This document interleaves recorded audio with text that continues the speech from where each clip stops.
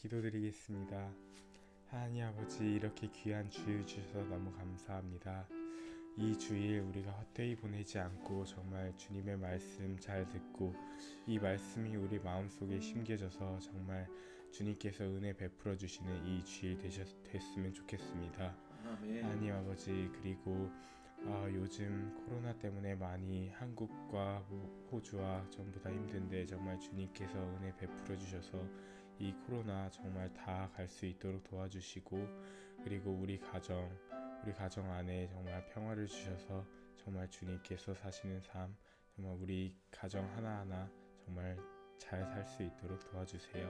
아멘. 그리고 우리가 이 말씀을 들을 때 마귀가 틈타지 않고 정말 우리가 이 말씀만 집중할 수 있도록 도와주시고, 그리고 이 말씀이 우리 삶을 변화시켜서 정말 그리스도인의 삶 살기 원합니다. 예수님 이름으로 기도드렸습니다. 아멘. 오늘 말씀 제목은 오직 인내를 완전히 이루라입니다. 뭐라고요? 오직 인내를 완전히 이루라. 본문 말씀은 야고보서 1장 2절부터 8절까지의 말씀입니다. 좀 길지만 우리가 다 아는 말씀이기 때문에 집중해서 들으시기 바랍니다. 야고보서 1장 2절부터 8절까지의 말씀 제가 받들어 읽도록 하겠습니다. 내 형제들아, 너희가 여러 가지 시험을 제가 다시 읽겠습니다. 내 형제들아, 너희가 여러 가지 시험에 빠질 때에 그것을 다 기쁨으로 여기라. 너희 믿음의 단련이 인내를 이루는 줄 너희가 아느니라. 오직 인내를 완전히 이루라. 이것은 너희가 완전하고 완벽하여 아무것도 부족함이 없게 하려 함이라. 너희 중에 어떤 사람이 지혜가 부족하거든 모든 사람에게 너그러이 주시고 꾸짖지 아니하시는 하나님께 구하라. 그리하면 그것을 그에게 주시리라. 그러나 그는 믿음으로 구하고 조금도 흔들리지 말지니라.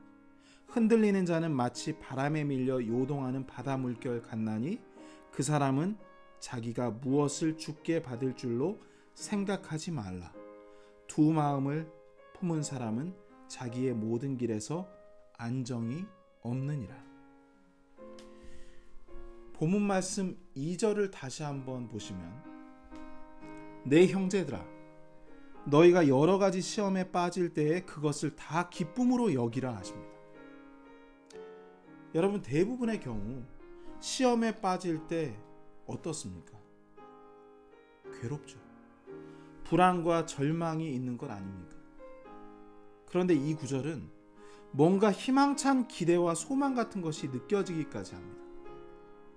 기뻐하라. 기쁨으로 여기라. 야, 잘 됐다. 도저히 우리 힘으론 해결할 수 없는 일이 벌어졌으니 예수님께서 짠 하고 나타나 도와주시겠구나. 이제부터 하늘의 지원이 시작되겠구나 하는 아주 기분 좋은 흥분들이 담겨 있는 말씀입니다. 수많은 믿음의 선배들이 어려운 시험을 당할 때 혹은 여러 가지 시험들이 동시에 닥칠 때 이건 주님을 체험할 수 있는 최고의 기회라 믿었습니다. 그분들의 이런 믿음의 기저에는 요한복음 15장 2절 말씀이 있었습니다. 제가 읽게요. 하나님께서 열매를 맺는 모든 가지는 깨끗게 하사 그것이 더 많은 열매를 맺게 하신다는 믿음이 있었습니다. 다시 읽겠습니다. 하나님께서 열매를 맺는 모든 가지는 깨끗하게 하사 그것이 더 많은 열매를 맺게 하신다는 믿음이 있었습니다. 잘 듣고 계시죠? 그래서 오히려 그들에게 닥치는 시험들을 보면서 가슴 벅찬 영광스러운 일로 그들은 여겼습니다. 반대로 생각을 한 거죠. 여러분, 지금 혹시 믿음의 시험 가운데 있습니까? 이것은 여러분이 그리스도의 사람이란 뜻입니다. 더 많은 열매를 맺게 하시겠다는 하나님의 뜻입니다. 그런데 믿음으로 극복하려고 노력은 하는데 너무 힘들다고요? 그래서 제가 도대체 어떤 사람이 이 세상 시험들에 의연할 수 있을까를 생각해 봤는데요. 이 세상 사람들에겐 도저히 불가능한 일이겠더라고요. 하지만 반대로 이 세상에 속한 사람들이 아니라면 가능한 일이지 않을까 하는 생각이 문득 들었습니다. 다 같이 고린도후서 5장 20절 말씀 보겠습니다.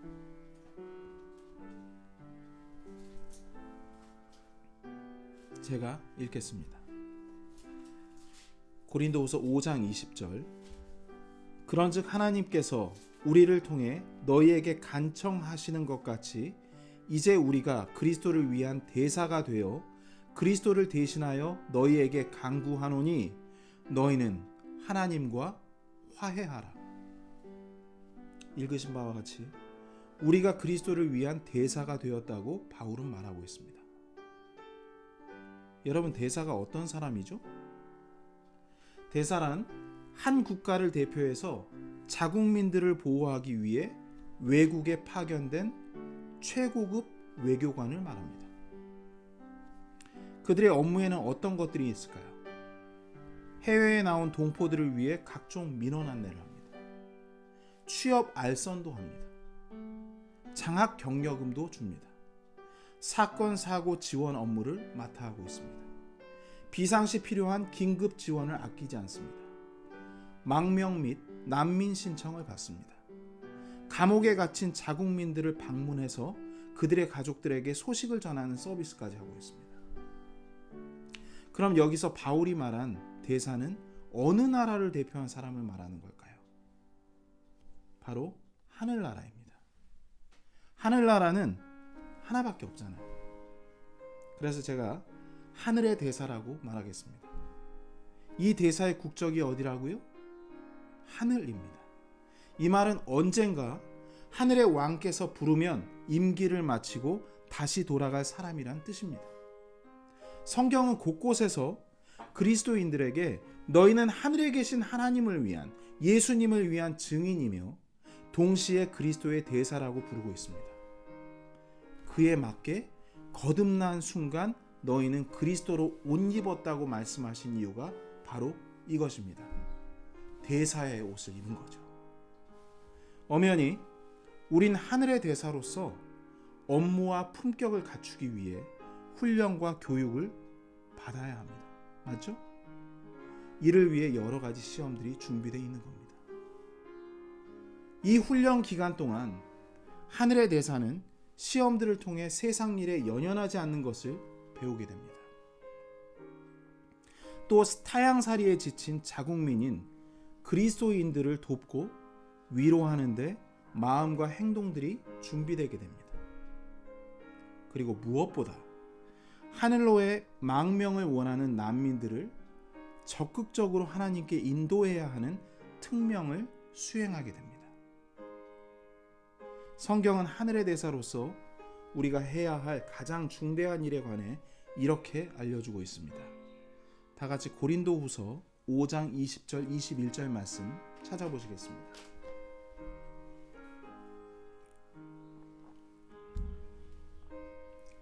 고린도후서 5장 20절 21절입니다. 그런즉 하나님께서 우리를 통해 너희에게 간청하시는 것 같이 이제 우리가 그리스도를 위한 대사가 되어 그리스도를 대신하여 너희에게 간구하노니 너희는 하나님과 화해하라. 하나님께서 죄를 알지 못한 그분을 우리를 위해 죄가 되게 하신 것은 우리가 그분 안에서 하나님의 의가 되게 하려 하심이라.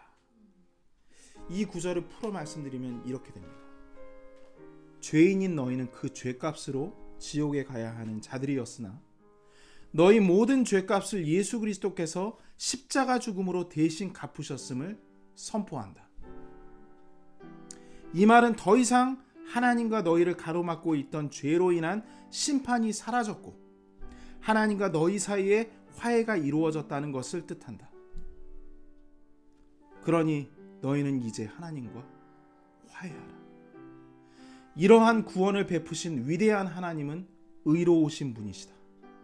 내가 전한 이 말을 믿고 화해하는 자는 하나님의 의로우심을 나타내는 의의 열매가 될 것이다. 아멘. 누군가 이 위대한 선포를 해줬기 때문에 저와 여러분이 구원을 받은 겁니다. 그리고 이 위대한 선포를 위해 우릴 하나님께서 대사로 임명하셨습니다. 여러분이 현재 사는 곳에 대사가 누구입니까?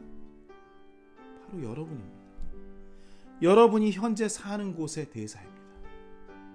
여러분의 교회와 가정이 대사관입니다.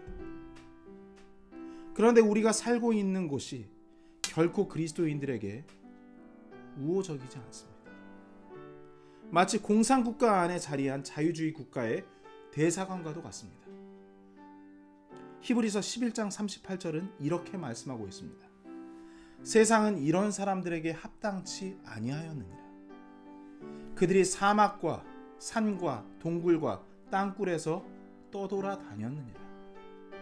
이와 같이 하늘의 대사로서의 우리의 삶에 수많은 어려움과 시험들이 있겠지만 이 시험들을 통해 우린 더욱 하나님의 대사로서 준비되어질 것입니다. 성경은 이 시험들을 끝까지 인내하면 너희가 완전하고 완벽하여 아무것도 부족함이 없게 된다고 말씀하고 있습니다. 이게 무슨 뜻입니까? 이 말은 너희가 인내를 완전히 이루면 예수님께서 이 시험들을 능히 완전하고 완벽하게 그리고 아무것도 부족함 없이 이겨내게 해주신다는 말씀입니다. 바꿔 말하면 하늘나라에서 완전한 인내를 이룬 각 대사관에 완전하고 완벽하며 넘치는 지원을 해주시겠다는 약속입니다. 이런 대사로서의 사명을 가지고 잘 수행하다 그것을 마치고 본향에 돌아가는 날 우린 상 주시기 원하는 주님을 하늘에서 만나게 될 것입니다.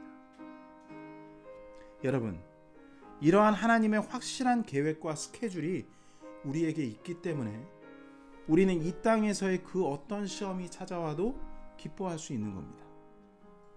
사랑하는 성도 여러분, 그런데요, 마음에 하나 걸리는 것이 있습니다. 인내를 완전히 이루라는 뜻이 뭘까요? 완전한 인내요. 그냥 참고 견디기만 하면 완전한 인내가 될까요? 본문 야고보서 1장 6절 7절 말씀 보시겠습니다. 이 부분이 아주 중요합니다. 야고보서 1장 6절 7절입니다. 그러나 그는 믿음으로 구하고 조금도 흔들리지 말지니라. 흔들리는 자는 마치 바람에 밀려 요동하는 바다 물결 같나니 그 사람은 자기가 무엇을 주께 받을 줄로 생각하지 말라 하셨습니다. 그렇습니다. 그냥 참고 기다린다고 응답이 오는 게 아니었습니다. 그냥 참고 기다린다고 시험을 무사 통과하는 게 아니었습니다.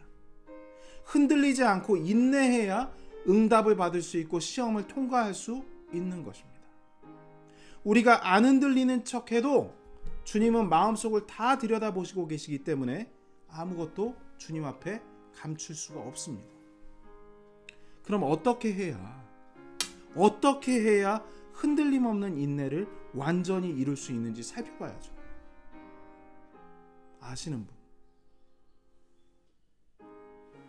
우리 다 같이 야고보서 1장 4절 5절 말씀 보시겠습니다. 오직 인내를 완전히 이루라. 이것은 너희가 완전하고 완벽하여 아무것도 부족함이 없게 하려 함이라. 5절 너희 중에 어떤 사람이 지혜가 부족하거든 모든 사람에게 너그러이 주시고 꾸짖지 아니하시는 하나님께 구하라. 그리하면 그것을 그에게 주시리라.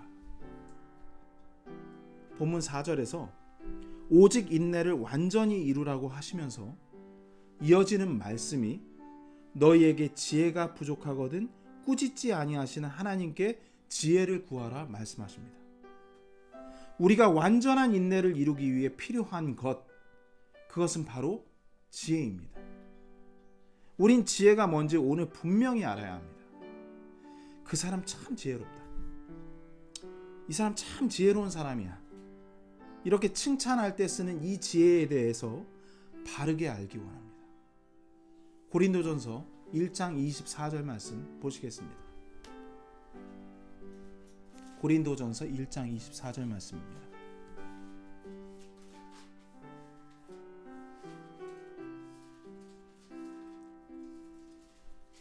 읽겠습니다.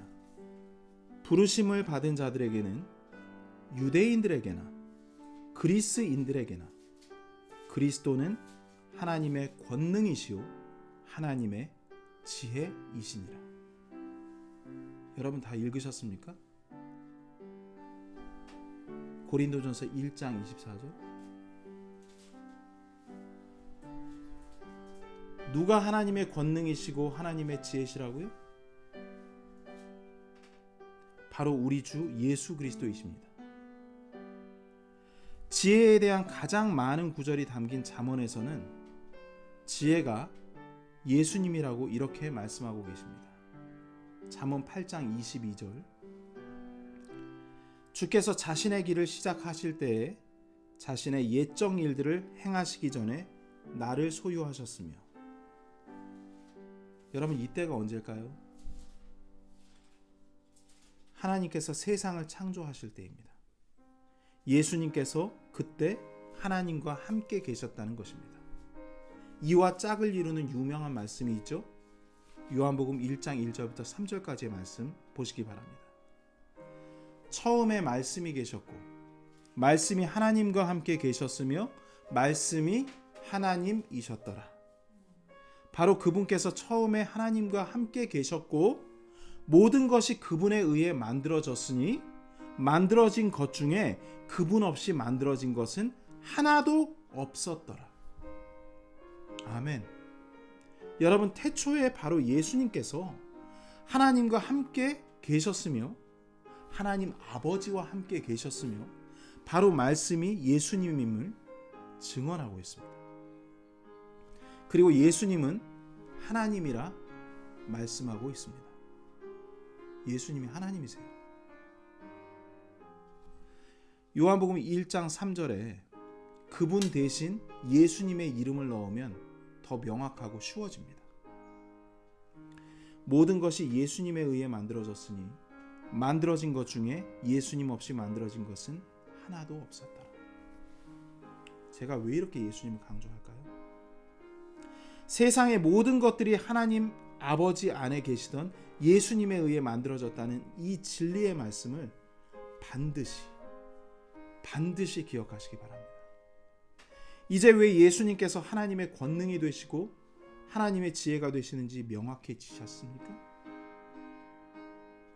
오늘의 주제인 어떻게 하면 인내를 완전히 이루는지의 답은 하나님의 지혜이시며 말씀이신 예수님을 얼마나 많이 가지고 있느냐, 부족하게 가지고 있느냐에 달려 있는 것입니다. 여러분 말씀이 부족하면 시험을 견디기 아주 어렵습니다. 아무리 투철한 사명의식과 생명을 걸 만한 신념이 있다 하더라도 주의 말씀이 부족하면 곧 무너질 수밖에 없습니다. 아니 말씀이 없으면 곧바로 무너집니다. 잠언 24장 5절과 6절에 이렇게 말씀하십니다. 지혜로운 자는 강하고 참으로 지식 있는 자는 힘을 늘리나니 너는 지혜로운 조언으로 전쟁을 할지니 조언자가 많으면 안전하니라. 잘 들으세요. 여러분 지혜로운 자가 강한 자입니다. 말씀을 마음판에 새긴 자가 강한 자입니다. 말씀을 따라 행하는 자가 강한 자인 줄 믿으시기 바랍니다. 6절에 너는 지혜로운 조언으로 전쟁을 하라고 말하고 있습니다. 우리가 시험에 빠진 이곳은 영적 전쟁터예요. 우리가 무엇으로 전쟁해야 하겠습니까? 지혜로운 조언입니다. 곧 하나님의 말씀으로 전쟁을 해야 합니다. 에베소서에서도 우리가 하나님의 전신갑주를 입을 때 전쟁 무기인 말씀, 곧 성령의 검을 사용하라 하셨습니다. 우리가 말씀을 가지고 전쟁에 임할 때 우리 편에서 주의 말씀을 가지고 함께 기도해주고 격려해주는 사람이 있다면 시험 가운데서도 우린 더욱 안전할 수 있습니다. 그래서 우리가 기도해야 하는 것입니다. 다시 한번 당부드리지만 기도만 열심히 한다고 응답을 얻지 못합니다. 말씀이 없으면 응답을 얻을 수 없습니다. 말씀이 없으면 시험을 견딜 수 없습니다. 말씀을 가지고 기도해야 이 시험을 능히 이길 수 있습니다. 본문 야고보서 1장 6절부터 8절까지의 말씀 다시 보시겠습니다. 그러나 그는 믿음으로 구하고 조금도 흔들리지 말지니라. 흔들리는 자는 마치 바람에 밀려 요동하는 바다 물결 같나니 그 사람은 자기가 무엇을 주께 받을 줄로 생각하지 말라. 두 마음을 품은 사람은 자기의 모든 길에서 안정이 없느니라. 우리가 시험 가운데 두 마음을 품게 되는 이유는 말씀이 부족하기 때문입니다. 말씀이 부족하게 되면 말씀에 대한 믿음도 부족하게 됩니다. 두 마음을 품는다는 것은 한쪽으로는 주여 믿습니다 해놓고 다른 한쪽에선 의심을 하고 있는 것입니다. 기도하면 이루어진다고 했으니까 기도해야지. 근데 그때 가서 안 되면 다른 방법을 찾아봐야지. 이렇게 하시는 분들이 있습니다. 이것이 두 마음을 품은 사람입니다. 그럼 왜 주님께서 완전한 인내를 이루라고 하셨을까요? 믿고 의심하지 말라고 왜 그러셨을까요? 네 믿음이 부족하다, 네 믿음이 없다, 왜 이렇게 책망하셨을까요? 왜 이렇게 하셨겠습니까? 우리 주님께서 이렇게 말씀하신 것을 기억하시기 바랍니다. 그러나 그는 믿음으로 구하고 조금도 흔들리지 말지니라. 흔들리는 자는 마치 바람에 밀려 요동하는 바다 물결 같나니 그 사람은 자기가 무엇을 주께 받을 줄로 생각하지 말라. 여러분, 말씀을 읽고 나서 이 말씀 다 안다고 말하는 사람과 그 말씀을 마음속에 품고 사는 사람은 전혀 다른 결과를 보게 됩니다. 여러분, 마음은 땅입니다. 마음이 뭐라고요? 땅입니다. 말씀을 마음의 땅에 묻을 때 말씀은 점점 더 깊이 뿌리를 내리게 됩니다. 그래서 어떤 비바람에도 흔들리지 않게 됩니다. 그리고 열매를 반드시 맺게 됩니다. 시편 1편 2절과 3절에서 그는 주의 율법을 기뻐하며 그분의 율법을 밤낮으로 묵상하는도다. 말씀을 마음에 품은 자죠. 그는 물 있는 강가에 심은 나무 곧 제철에 열매를 맺는 나무 같으며 그의 잎사귀 또한 시들지 아니하리로다. 그가 하는 무엇이든지 형통하리로다. 얼마나 좋아요. 여러분, 이러한 삶을 바라지 않습니까? 내가 하면, 내가 기도하면 다 이루어지는 삶. 우리 주님과 하나가 되는 삶. 또한 시편 기자는 시험에 빠지지 않으려면 말씀대로 걷고 말씀을 마음속에 숨겨야 함을 분명히 전하고 있습니다. 시편 119편 9절과 11절 말씀 보시겠습니다.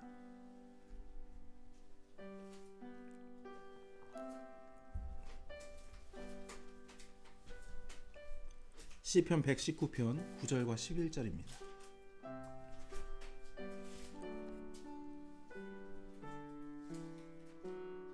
청년이 무엇으로 자기 길을 깨끗하게 하리이까? 주의 말씀에 따라 자기 길을 조심함으로 하리이다. 내가 주께 죄를 짓지 아니하려고 주의 말씀을 내 마음속에 숨겼나이다. 사람의 마음은 참 알 길이 없습니다. 그래서 우리 주님께서 사람의 마음을 요동하는 바다 물결이라든지 여러 갈래의 강물 같다고 비유하셨습니다. 그만큼 너무나 변덕이 심하다는 말이죠. 그래서 섣불리 누가 어떤 사람의 마음을 안다고 말하는 것은 사실이 아닙니다. 사람의 혼이 어떻게 반응하고 움직이는지 유일하게 그것을 통제하고 바꾸실 수 있으며 심지어 치료하실 수 있는 분은 오직 예수님 외엔 없습니다.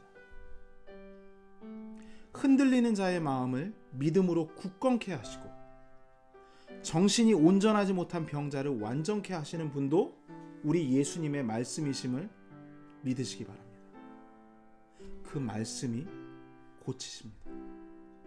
다 같이 마가복음 4장 39절에서 41절 말씀 가운데 어떻게 요동하는 물결 같은 사람의 마음을 하나님께서 평안케 하시는지 보도록 하겠습니다.